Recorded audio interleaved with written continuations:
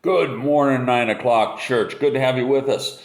We are, believe it or not, we are only 3 short months away from Christmas.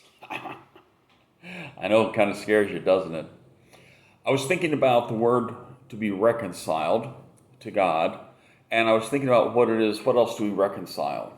And one of the things that came across my mind was the story of Bob Cratchit sitting at his little desk, asking for one extra lump of coal in order to stay warm, and his boss, Ebenezer Scrooge, yelling at him. And Bob's job was to reconcile the books, make them add up, make them balance out at the very end, make it so that everything was good and right and just when it came to the figures.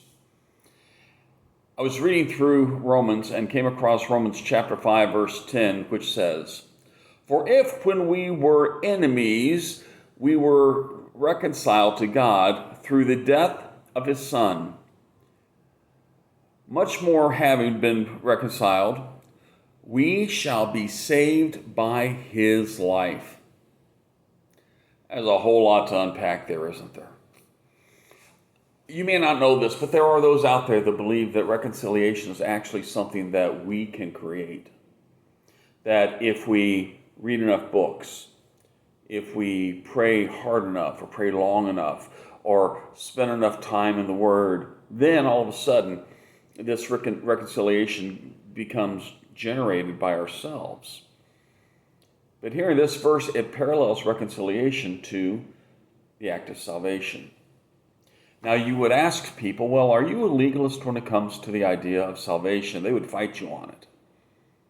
But then you get around to the idea of reconciliation, being reconciled to God and faith in him and being a usable tool in his hand. All of a sudden, the laws come out. How much are you praying? How hard are you praying?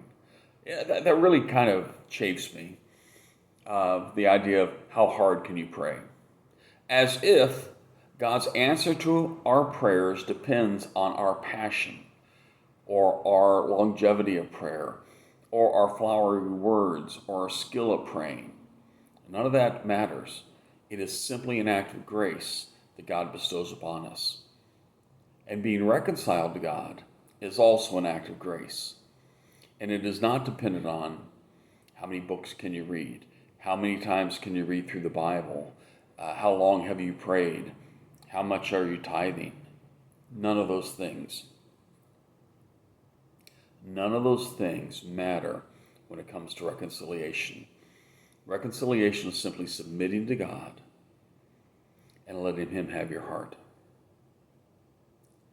We've been at this for a while now with 9 o'clock church, and I'd ask for your help. I'd ask you to go to our website, go down to the prayer section, and just drop me a line. And if you're willing to jump in and help be a leader here at 9 o'clock church, I'd love to know that. Just let me know. Pastor Chuck, I'd like to be considered for somebody who would help you start 9 o'clock church, meet again in real life. And I'll get in touch with you, and we'll get this thing going again. Till then, God bless you.